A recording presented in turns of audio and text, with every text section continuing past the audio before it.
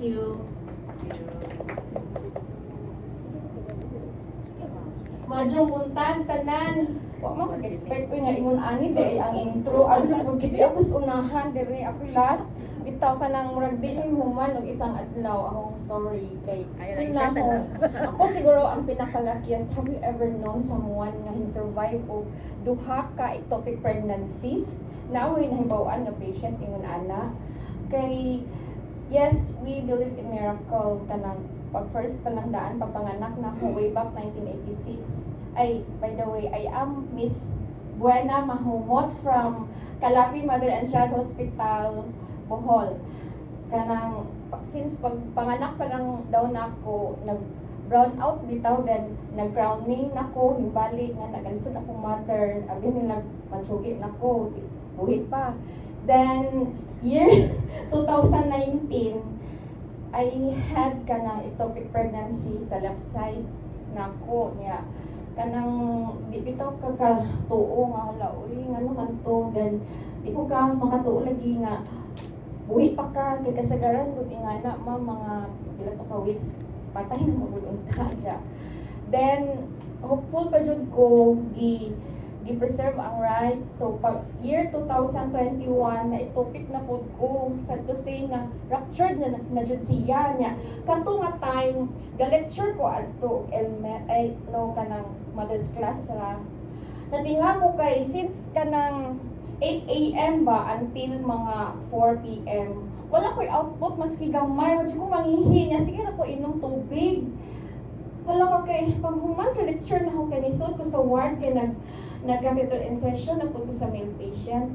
Alam ipagawas na ho sa ward kay kanang ngana ba kanang wala na mag need ko nga dili mo ginhawa para di ko ka feel sa sakit. Diya kanang wala pa to nawat itong ako ang kanang laps kay mga 2 days after paunta. Hala kay pinaingon ako ni Dok nga wa Dok basi kabuhi ra ni kabuhi ra niya denial pa siya ko ato ba niya nanguspad na ko niya isud ko sa CR kay trying nga makaihi or makalibang kay murag something jud sa abdomen nga lami na ilibang niya kay pagsud sa CR kay kanang na unconscious naman ko mauna di ay to ja gi-refer ko nila with my white uniform as a nurse lagi niya wala man ko'y SO at that time kay kanang COVID 2021 then lockdown bitaw ng Bohol ato then nga na ang kauban no sa balay akong anak ra kay akong bana is to apa dito nang inabuhi niya so gi-refer ko ako ra isa ra niya kana bitaw maka-relate ka ba sa kanang theory nga ectopic pregnancy ruptured nga ang pain bitaw radiating pain siya sa neck ana nga murag di mo kaya nga di na lang ko maghawa para di ko ka-feel sa pain niya kanang pag abot sa HNU hospital giingnan pa ko sa receiving nurse nga ay giingnan aga tong nagdaan ako nga ma'am ano ganda ka patient nga patay naman ni tan-awa din ako ma-appreciate ang BP niya makadungog ko nila pero di ko katingog di ko kabuka bawo na unsa to basta kay something wrong nga ingana pa ectopic nga di ba rupture is very dangerous jud nag-peritonitis na ko adto do kanang habuan nga na dya kanang murag ikapila na nang kinabuhi o ikatulo maybe nabuhi pa jud ta karon kinaatay mga mission not for ourselves for our own happiness pero para sa ubang tao para sa atong family sa atong loved ones so we are very much swerte the luckiest person on earth unya kanang mao to akong life no ana jud kanang mao oo ay sa ma'am kan isa pa ni ay muhirit ko sa una man god I dream to kuan kana bitaw mo mag-health teaching mag chika sa mga tao nga na about something nga nandan wa ko ga-expect ba nga kanang ako ay as kita as nurse kaning kamot man jud ta nga mo abroad no nya nga no man jud nga kada process na ho abroad nay mamatay first ato pag-process na COVID namatay ako mama bone cancer na stop na ko process na po wa man sunod patay man ko papa CVD bleed stop na po process na po ko kay gusto lagi abroad nga na kay nato sa Philippines, what if future, though I'm living a good life na, pero naman jud main goal na to ngayon ana.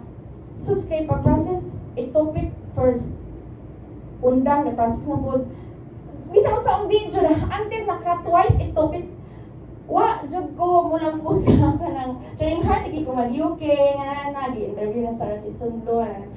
Basta kanang usahay manggod nga natay mga plano ba nga para nato mauna ang angayan nga atong ganahan, pero naa magoy Ginoo nay kanang divine kuan nato shadow nga need jud mauna atong tumanong. So let's be happy na lang nga naatag din na bitaw niya kani pud isa kanang dati jud nakalas di bitaw kani ba nga natoy nanawag si Ma'am Hazel, nawas Ma'am Hazel ani ay isa Hazel na Hazel kat Sarah. nanawag sa Siya. sa phone sa mother and child.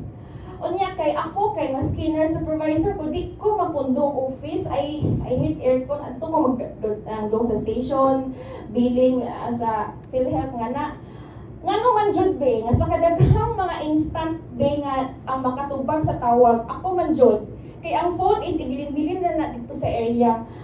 Murag kanang swerte ko ta ba kay gitagaan tag opportunity nga mo attend ta, then naatay need nga i-commit nga after ani mo share ta, then kanang more to the luckiest gihapon kay hala naapil gihapon ingana nga ako'y more represent do daghan mo tagi pangdadadi ha nga kuan sa ospital. Unya more to luckiest gihapon ta kay nabuhi karon, then we have the mission to kuan accomplish o sa to train na trainer. So dili na to sayangan atong time na naata dili maski wow or kanang maglibog na dito tag sakto pa to mong itong istorya, pero laban Japan ko lagi hapon nga okay lagi ni makali na lagi ni. So nata diri share gihapon ta after sa kuan training. So thank you tanan. By the way, hinit na po ha, o ganahan mo po ato Bohol, amo ang balay na ara doon sa Kalapi Mother and Child Hospital. Isa naman ang hospital sa Kalapi. Nay akong Facebook, Buena Powers, i-PM ako kay Manuel Tag Bohol. Bantay na kita. Naghuman. Wato sila ma'am. Ay, di. Dili siya ba? Dili ko i-post. Ako ning for my own eyes only mo nang buingon sila himala si madam kay nag-post kay after 5 years man i-post ko nang mapuno. Ganan ako makuan. Okay, thank you so much Sige, thank everyone. you. So I believe the ganda nga stories na tell no from before